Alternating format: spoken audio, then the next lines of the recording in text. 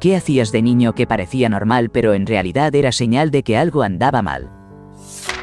Presumiendo en la escuela sobre todas las fiestas a las que asistí, todos los regalos que recibí y todo el alcohol, cigarrillos y sustancias a los que tuve acceso, sobre la cantidad de clases que pude faltar, y alimentando todos los rumores sobre mí siendo alguien de vida nocturna, bromeando al respecto, coqueteando con los acosadores para que me dejaran en paz, compartiendo demasiado, como cuando le mostré a uno de mis hermanos de crianza mi cicatriz recién hecha, y recuerdo haber estado mostrando a todos un gran moretón que tenía en la cadera una vez. Me estaban manipulando y no quería ayuda porque tenía un afecto por la persona que me cuidaba, pero creo que al menos quería que alguien se preocupara por lo que estaba ocurriendo conmigo. Yo dormía en mi closet o debajo de mi cama. Mis padres tenían constantes peleas a gritos que involucraban lanzar cosas y cerrar puertas de golpe. Ocurría a cualquier hora del día y de la noche. Instintivamente me escondía para que mis padres no me vieran y me arrastraran a sus conflictos. Realmente no pensaba que era algo raro hasta que finalmente fui a una pijamada y quise hacer un fortín en el closet de mi amiga para dormir. Ella me dijo lo extraño que era. Ser bueno. Lentamente me he dado cuenta de que nunca iba a ganar el interés o el orgullo de mi madre siendo un buen hijo, porque fundamentalmente le resultaba aburrido y no le interesaban las cosas que yo consideraba buenas o divertidas. Siempre iba a tener que buscar personas como yo, y ninguna cantidad de actuar como un oso de circo iba a hacerme digno de su fascinación. En la escuela primaria iba a la enfermera todos los días generalmente después del recreo por un dolor de estómago. Era tal el punto que si no iba un día en específico, ella lo notaba. Ahora sé exactamente a qué se debía el dolor de estómago, ansiedad. No tenía idea de lo que estaba pasando, y mi familia nunca se molestó en investigarlo realmente, pero sí, tenía una ansiedad severa no tratada de niña y ahora me siento muy mal por esa niña. A partir de aproximadamente los 8 años, necesitaba tener algún tipo de ruido en mi habitación cuando me iba a la cama, generalmente era la radio. Con el tiempo, necesitar tener ruido a mi alrededor se volvió esencial. Si no lo tenía, me daba una gran angustia. No fue sino hasta los 17 años que entendí por qué necesitaba tanto el ruido. Mi padre era muy verbalmente difícil, y en mi mente, el ruido era normal y el silencio era algo que debía temerse. Si la casa estaba tranquila, él se estaba preparando para su próxima explosión y nunca sabíamos cuándo sucedería. Finalmente superé mi miedo al silencio hace 2 o 3 años, en mis últimos 30. Tuve que enfrentar una infección de oído doble y una semana de muchísima tensión, pero al final puedo estar en un lugar silencioso. Incluso puedo dormir toda la noche sin un ruido. Ser el terapeuta de la familia especialmente para ambos padres y del grupo de amigos en todo momento. A pesar de estar en grave necesidad de apoyo y amabilidad mientras lidiaba con un abuso y negligencia infantil severos, además de ser autista con TDAH y trastorno por estrés postraumático. Estoy tan cansado de ser tratado como el conserje emocional de todos o como un saco de boxeo. Soy emocionalmente inteligente, sí, pero anhelo ser apoyado de manera mutua en lugar de estar constantemente explotado. Muchos amigos parecen empezar bien, pero incluso ahora tengo una amiga que estaba en una crisis de salud mental después de la ruptura de una relación de 2 meses que me llama a todas horas mientras yo personalmente estoy lidiando con pensamientos oscuros, y creo en ayudarla, pero ahora me siento tan usado porque la ayudé y sigo luchando, y ella solo aparece cuando quiere algo. Ella confirmó su asistencia a mi recepción de artista en una exposición de arte por el mes de concientización sobre la agresión, lo cual es importante para mí porque sufrí eso durante varios años de mi infancia de manera regular. Y la exposición significaba mucho para mí, pero luego nunca vino ni siquiera reconoció que la había perdido. Sin embargo, aún quiere que responda a sus llamadas espontáneas cuando a ella le plazca. Estoy tan agotado por esta situación. Me obsesioné con la idea de ir a un internado. Leí muchos libros de Enid Blyton como Los secretos de Mallory Towers, etc. Y me convencí de que era la solución a un problema que no comprendía en ese momento. Aviso. Se trataba de negligencia emocional y situaciones difíciles. Incluso hice mi propio uniforme y lo usaba todos los días. Además de cortarme el cabello como mis personajes favoritos de los libros. Solicité folletos de internados reales por correo y pasaba horas estudiándolos, decidiendo qué actividades extracurriculares elegiría, cuál sería mi rutina diaria, etc. Estaba convencida, a la edad de 8 años, de que el internado sería el lugar donde prosperaría y le supliqué a mis padres que me enviaran a uno. En el fondo, pensaba que si no estaba ahí, me extrañarían y estarían orgullosos de lo que lograría en el internado. Y por ende demostrarían su amor por mí. Era un mecanismo de afrontamiento muy particular de los 8 a los 12 años. Hacía todo lo que podía para herir a mi papá, a quien amaba tanto, pero él era la única persona que sabía que podía lastimar profundamente. Estaba tan roto y enojado en ese momento que quería que alguien sufriera tanto como yo, y sabía que podía herirlo más a él. Mi papá me amaba incondicionalmente y trataba de ayudarme con todo.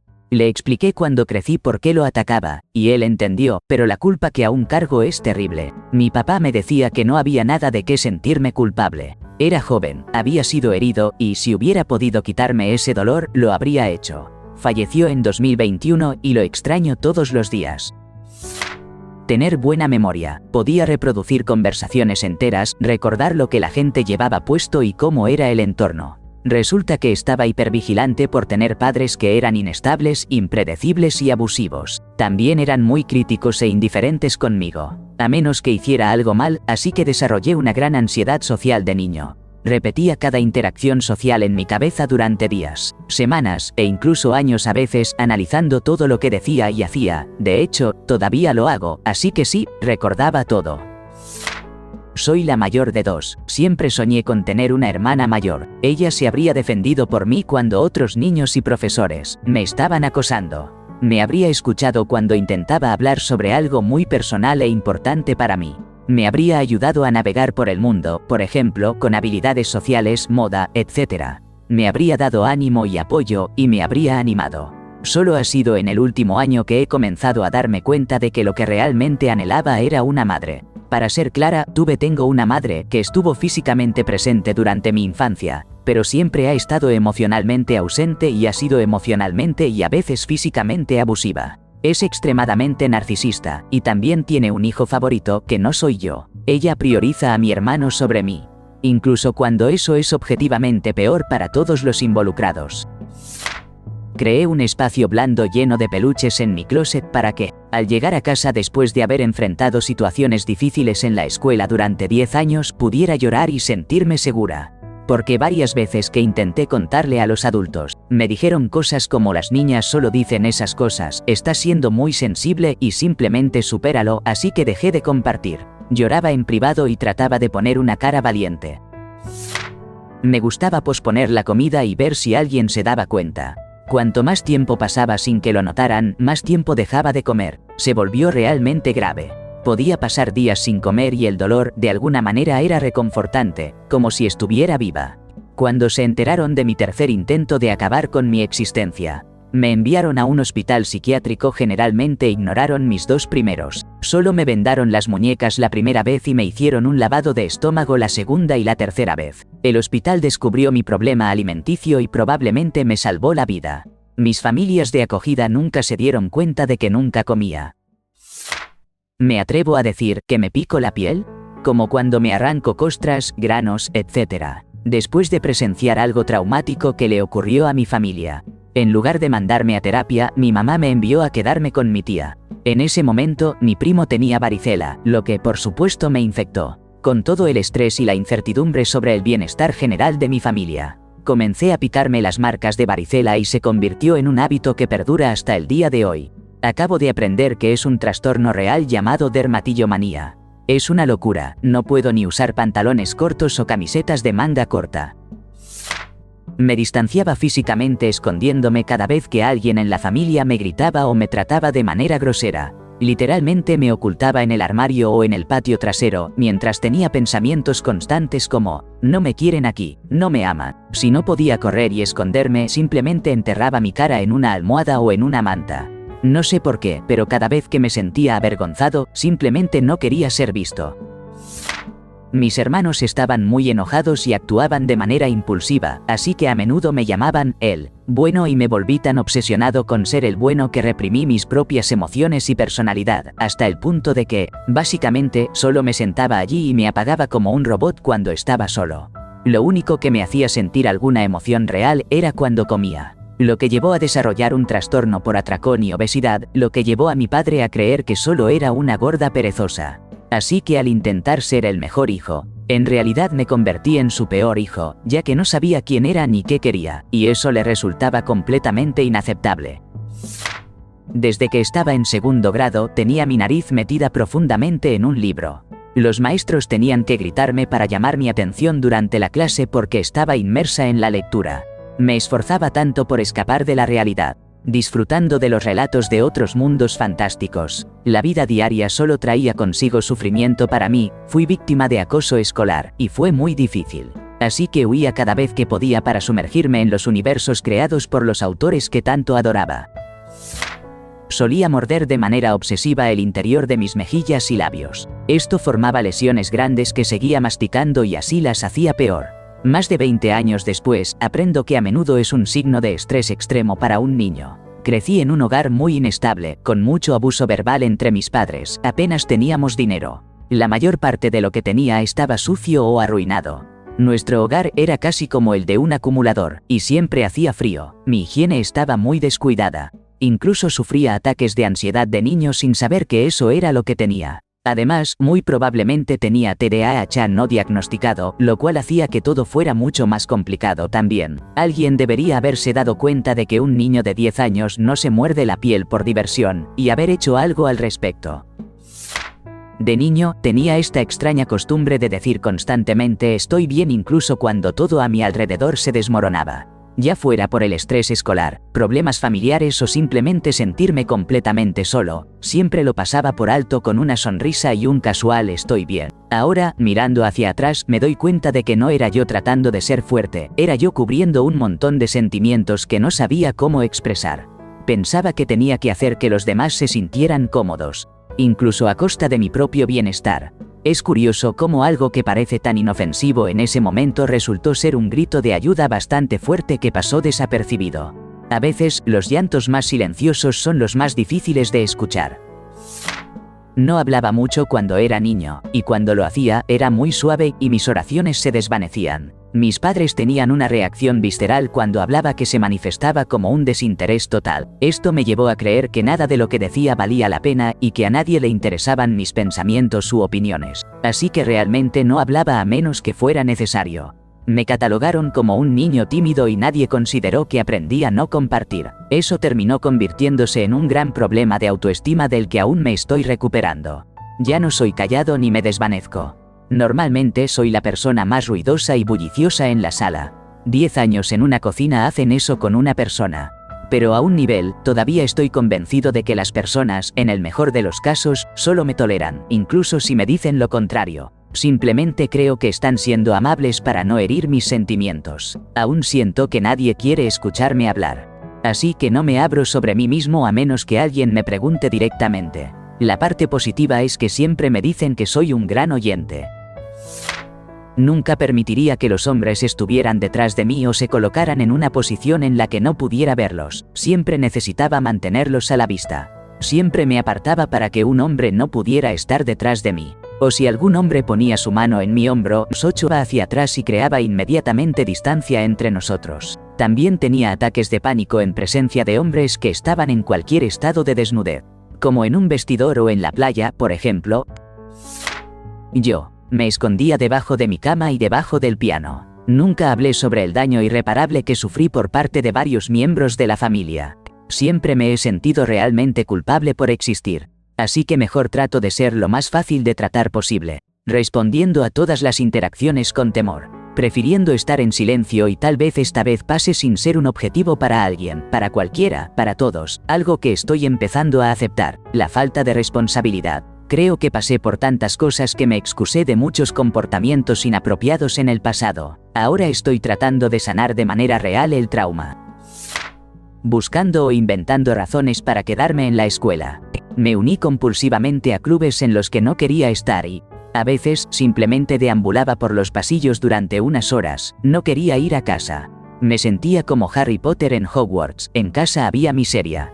Mi hermana hacía lo mismo, excepto que ella podía pasar todo su tiempo en casas de amigos. Me confundía el hecho de que prácticamente no tenía recuerdos de mi hermana durante la secundaria. Se lo mencioné un día cuando estábamos en nuestros 20 años y ella dijo, oh, sí, vivía casi enteramente en casas de amigos. Pasaba 2 noches en una, luego 2 noches en otra, luego una noche en casa para hacer la colada, y luego de vuelta a la casa de amigos.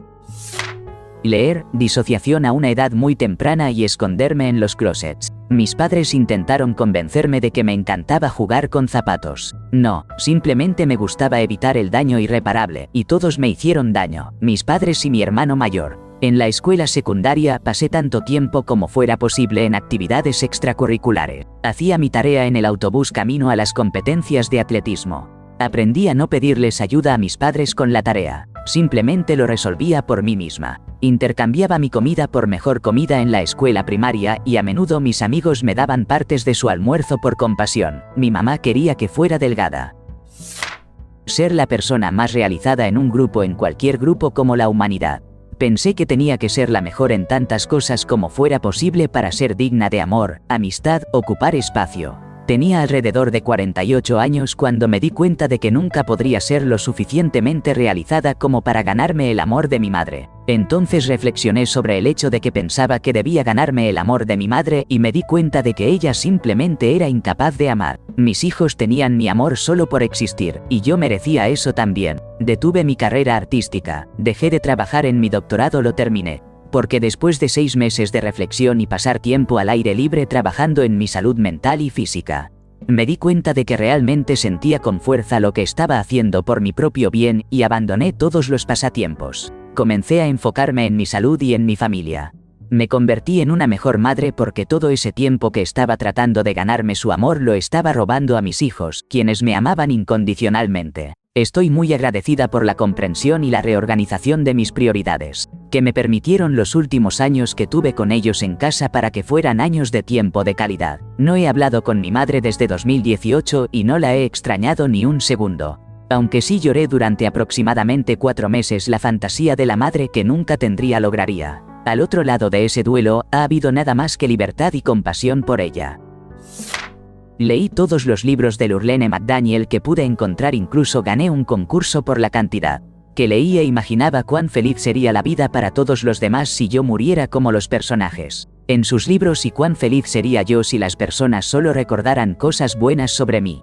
Me arrancaba tanto el cabello que tenía calvas, mis cutículas estaban desgarradas hasta los nudillos, y me ponía desinfectante de manos por todas partes, caminaba de un lado a otro y tenía que revisar las ventanas al pasar junto a ellas, de lo contrario estaba segura de que algo malo sucedería.